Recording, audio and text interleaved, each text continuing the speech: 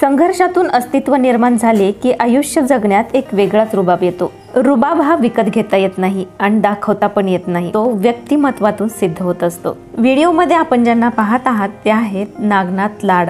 2022च्या MPSC ची निवड यादी लागली, ज्यात NTD प्रवर्गातून नागनाथ लाड यांचा 4था क्रमांक आला आहे। नागनाथ लाड यांचे आई वडील गेली 42 वर्ष झालं ऊसतोड करून कुटुंबाचा गाडा हाकत होते। त्यात 5 मुली, त्यांचं पालन पोषण, लग्न करून देणं आणि त्यात एक एकुलता एक मुलगा ज्याला अधिकारी होण्याचं स्वप्न होतं। असे असून सुद्धा या वयोवृद्ध आई वडिलांनी आपल्या मुलाला साथ दिली, शिकू दिलं आणि आज तो मुलगा DYSP किंवा डेप्युटी कलेक्टर होणार आहे। अधिकारी बनवून या मुलाने आपल्या आई वडिलांचा एवढ्या दिवसांचा वनवास आता कायमचा संपवला आहे। ऊसतोड कामगाराचा मुलगा म्हणजे शिक्षणच मिळेल का नाही हेही माहित नव्हतं। तिथपासून तर आज एक अधिकारी, इथपर्यंतचा त्यांचा प्रेरणादायी प्रवास आज आपण पाहणार आहोत। चला तर मग आपल्या आजच्या या व्हिडिओला सुरुवात करूयात। त्याआधी तुम्ही जर चॅनलवर नवीन असाल आणि व्हिडिओ पहिल्यांदाच पाहत असाल तर असेच नवनवीन माहितीपूर्ण व्हिडिओ यापुढेही पाहत राहण्यासाठी आपल्या चॅनलला आता सबस्क्राइब करा। नागनाथ लाड यांचा अधिकारी होण्यापर्यंतचा प्रवास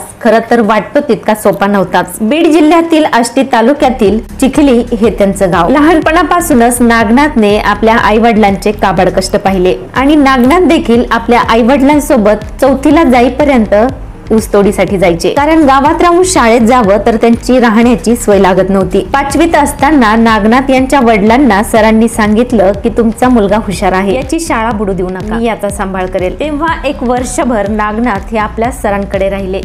तिथून पुढे खरी त्यांना शिक्षणाची आवड निर्माण झाली आणि गांभीर्यही कळालं। नागनाथ 10वीत केंद्रात पहिले आले। पुढे नागनाथ 11वीत गेले असता गावाकडील वातावरण आणि तिकडे एक समज असायचा की 11वीत काहीच करायचं नसतं, ना कुठला सिलेबस असतो ना क्लास करावे लागतात। आणि याच समजात 11वीत पूर्ण वर्षभर नागनाथने आई वडिलांसोबत ऊसतोडी केली। जेव्हा नागनाथ 12वीत आले तेव्हा त्यांना कळालं की 11वीचाही सिलेबस असतो। हे कळाल्यानंतर त्यांनी 11वी व 12वी दोन्हींचा अभ्यास केला आणि 12वीत त्यांना 64% गुण मिळाले, जे त्यांच्या स्वतःच्या मेहनतीचे आणि कष्टाने मिळवलेले होते। 12वी झाल्यानंतर त्यांनी डिप्लोमासाठी ऍडमिशन घेतले। डिप्लोमा करत असतानाही 2 सेमिस्टरच्या दरम्यानच्या काळात ते ऊसतोडीला जायचे आणि त्यातून मिळणाऱ्या पैशातून ते पुढील सेमिस्टरची तयारी करायचे। डिप्लोमाच्या फायनल इयरलाही त्यांना उत्तम गुण मिळाले। पुढे त्यांचा लोणेरीला डॉक्टर बाबासाहेब आंबेडकर तंत्रशास्त्र विद्यापीठात त्यांचा BTech साठी नंबर लागला। या अनुषंगाने त्यांनी फायनल इयरला असताना स्पर्धा परीक्षेची तयारी करण्याचा निर्णय घेतला। स्पर्धा परीक्षेची तयारी करायचं म्हटलं तर त्यांना बाहेर राहावं लागणार होतं, त्यामुळे राहण्याची व खाण्याची सोय लागावी यासाठी त्यांनी जॉब करण्याचं ठरवलं। 7-8 महिन्याचे पैसे साठवून त्यांनी अभ्यासाला सुरुवात केली।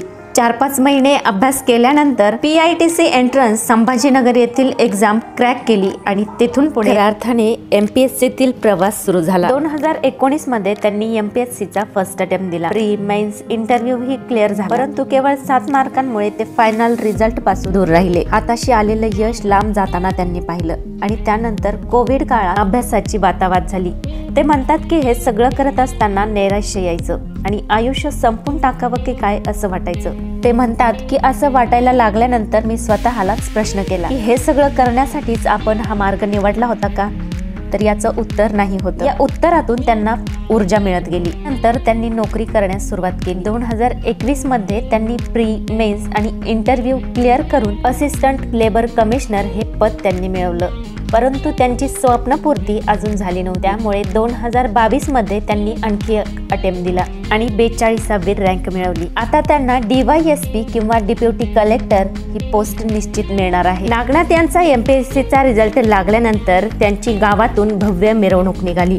गुलालाची उधळण आणि डीजेचा नागनाथ यांनी यशोशिखर गाठले आहे याची जणू साक्षीच देत होते। नागनाथ यांनी पहिल्यांदा नाही तर दुसऱ्यांदा MPSC मध्ये यश मिळवलं होतं। त्यासाठी त्यांनी कुठल्याही क्लासेसची मदत घेतली नाही, सेल्फ स्टडीतून हा अधिकारी घडला आहे। ज्या गावात नागनाथचं लहानपण गेलं, ऊसतोडी करावी लागली, आज तिथेच त्यांचे बॅनर लागलेले आहेत। 4 आमदार येऊन त्यांचा सत्कार करतानाही दिसत आहेत। ज्या कारखान्याचा ऊस तोडला त्याच ठिकाणी फील्ड व्हिजिट साठी गेले असता तिथेही त्यांचा सत्कार करण्यात येतो। ज्या गावात आईला ऊसतोड कामगार म्हणून ओळखलं जायचं, आज त्याच गावात त्यांच्या आईला साहेबांची आई म्हणून लोक ओळखतात। यापेक्षा वेगळा आणि आनंदाचा क्षण तो आई वडिलांसाठी दुसरा कोणता असणार। नागनाथ यांचा इथपर्यंतचा प्रवास पाहून या ओळी म्हणाव्याशा वाटतात। राहों में काटे थे फिर भी वो चलना सीख गया, वो गरीब का बच्चा था, हर दर्द में जीना और आगे बढ़ना भी सीख गया।